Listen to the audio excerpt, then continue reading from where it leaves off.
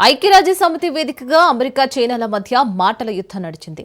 ఉక్రెయిన్పై Russia చేస్తున్న దాడులకు ఉపయోగపడే వస్తువులను ఎగుమతులు చేయడం ఆపేయాలంటూ బీజింగ్ను అమెరికా హెచ్చరించింది. దీనికి చైనా గట్టిగా కౌంటర్ ఇచ్చింది.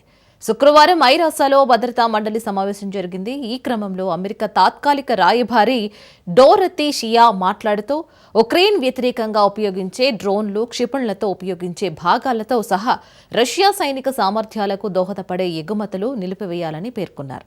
మరి సందర్భంగా చైనా పేరును ప్రత్యేకంగా ప్రస్తావించారు.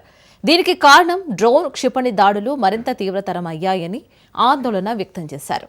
సంఘర్షణను అరికట్టేందుకు చేస్తున్న ప్రయత్నాలను ఇది బలహీనపరుస్తుందని అన్నారు.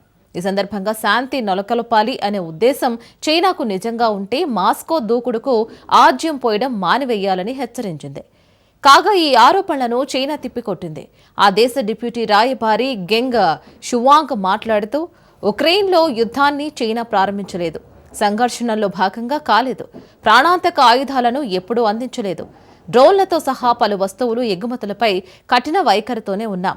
కీవ్ సమస్యపై అమెరికా నిందలు వేయడం మాని శాంతి చర్చల్లో సరైన పాత్ర పోషించండి అని కౌంటర్ ఇచ్చారు. దీనికి ముందు రైటర్స్ తన కథనంలో పశ్చిమ దేశాల ఆంక్షలు పడకుండా చైనా రహస్యంగా రష్యాకు ఆయుధాలు తరలించిందని పేర్కొంది.